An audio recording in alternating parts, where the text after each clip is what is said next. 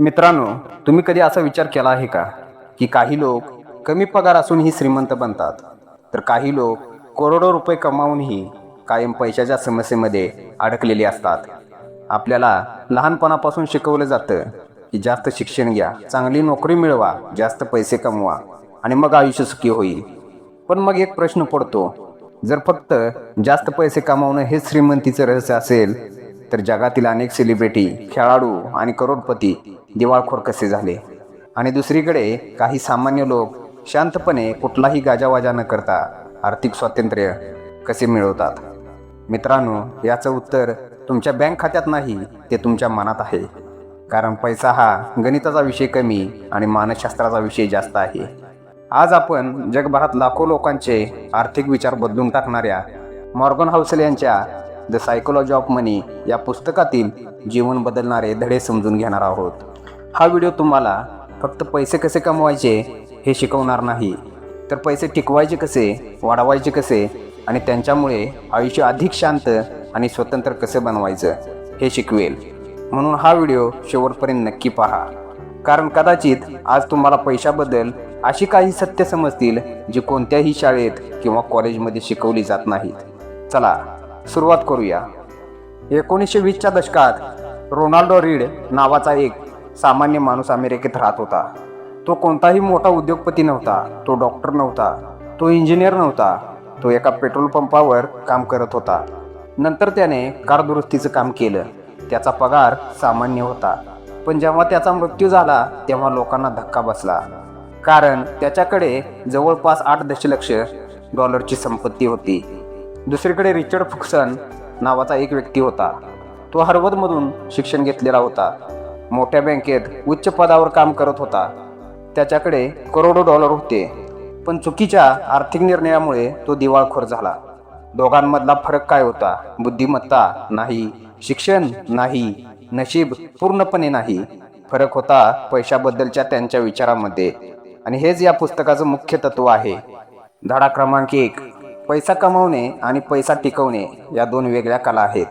बहुतेक लोकांना वाटतं की श्रीमंत होण्यासाठी जास्त पैसे कमावले की झालं, पण लेखक सांगतात की पैसा कमवण्यासाठी धाडस लागतं, तर पैसे टिकवण्यासाठी संयम लागतो. आज अनेक लोक चांगले पैसे कमावतात, पण त्याच वेगाने खर्चही करतात. महागडी कार, मोठं घर, ब्रँडेड वस्तू, दिसायला श्रीमंत, पण प्रत्यक्षात कर्जात. यामागे एक मोठं मानसशास्त्र आहे. आपला मेंदू तात्काळ आनंद शोधतो. याला सायकोलॉजीमध्ये इन्स्टंट ग्रॅटिफिकेशन म्हणतात. पण आर्थिक यशाचं रहस्य आहे डिलेड ग्रॅटिफिकेशन. म्हणजे आज थोडा संयम ठेवून उद्याचं मोठं स्वातंत्र्य मिळवणं. आजपासून स्वतःला एक प्रश्न विचारा, मी श्रीमंत दिसण्याचा प्रयत्न करतोय की खरोखर श्रीमंत बनण्याचा? धडा क्रमांक 2. संपत्ती दिसत नाही. जेव्हा आपण श्रीमंत व्यक्तीचा विचार करतो तेव्हा आपल्याला महागडी कार, बंगला आणि लक्झरी जीवनशैली दिसते. पण लेखक सांगतात ही संपत्ती नसते, हा खर्च असतो. खरी संपत्ती ती आहे जी दिसत नाही. बँक खात्यातील बचत, गुंतवणूक, इमर्जन्सी फंड, ॲसेट्स. समजा 2 व्यक्ती आहेत. पहिल्याने 20 लाखाची कार घेतली, दुसऱ्याने तेच पैसे गुंतवले. पहिला माणूस श्रीमंत दिसेल, दुसरा माणूस शांतपणे श्रीमंत बनेल. लक्षात ठेवा, लोकांना तुमची कार दिसते, पण तुमची आर्थिक सुरक्षितता दिसत नाही.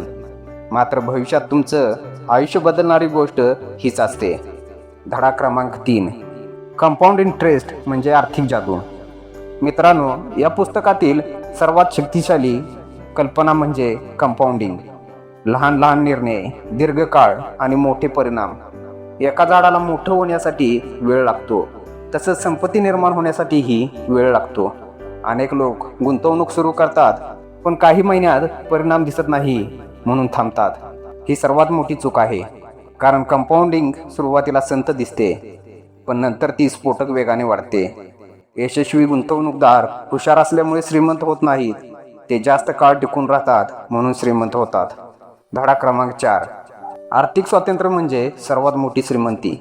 आपल्याला वाटतं पैसा म्हणजे वस्तू विकत घेण्याची ताकद, पण लेखक म्हणतात पैसा म्हणजे वेळेवर नियंत्रण. तुम्ही कोणासाठी काम करणार, कुठे राहणार, कधी सुट्टी घेणार, कोणासोबत वेळ घालवणार, हे ठरवण्याचं स्वातंत्र्य म्हणजे खरी श्रीमंती. संशोधन सांगतं की एका मर्यादेनंतर जास्त पैसा आनंद वाढवत नाही, पण जास्त स्वातंत्र्य आनंद नक्की वाढवतं. म्हणून पैशाचा अंतिम ध्येय वस्तू नाहीत तर स्वातंत्र्य आहे. धडा क्रमांक 5. प्रत्येकजण वेगळ्या खेळात आहे. आपण सतत तुलना करतो. त्याच्याकडे मोठं घर आहे, त्याच्याकडे जास्त पगार आहे, त्याच्याकडे चांगली कार आहे. पण समस्या अशी की तुम्ही दुसऱ्याच्या आयुष्याशी तुमच्या आयुष्याची तुलना करत आहात. प्रत्येक व्यक्तीची परिस्थिती वेगळी असते. वय वेगळं, जबाबदाऱ्या वेगळ्या, ध्येय वेगळं. म्हणून आर्थिक निर्णय घेताना दुसऱ्याचं अनुकरण करू नका. स्वतःच्या ध्येयानुसार निर्णय घ्या. मित्रांनो, या पुस्तकाचा सर्वात मोठा संदेश असा आहे की पैसा हा फक्त आकड्याचा खेळ नाही, तो वर्तमानाचा खेळ आहे. तुम्ही किती कमवता यापेक्षा तुम्ही कसे विचार करता, कसे खर्च करता, कसे बचत करता आणि किती संयम ठेवता हे अधिक महत्त्वाचं आहे. आजपासून लक्षात ठेवा, श्रीमंत दिसण्याचा प्रयत्न करू नका, शांतपणे संपत्ती निर्माण करण्याचा प्रयत्न करा. कारण पैसा तुम्हाला आनंद विकत देऊ शकत नाही, पण तो तुम्हाला स्वातंत्र्य नक्की देऊ शकतो. आणि स्वातंत्र्य हेच जगातील सर्वात मौल्यवान धन आहे. आज आपण शिकलो, पैसा कमावणे आणि टिकवणे या वेगळ्या कला आहेत. खरी संपत्ती दिसत नाही. कंपाऊंडिंग इंटरेस्ट ही आर्थिक जादू आहे. पैशाचं अंतिम ध्येय स्वातंत्र्य आहे. प्रत्येकजण वेगळ्या आर्थिक खेळात आहे. जर हा व्हिडिओ तुम्हाला आवडला असेल तर तो तुमच्या मित्रासोबत नक्की शेअर करा. आणि अशाच जगप्रसिद्ध पुस्तकांच्या सखोल आणि जीवन बदलून टाकणाऱ्या मराठी समरीसाठी चॅनलला सबस्क्राईब करा. धन्यवाद.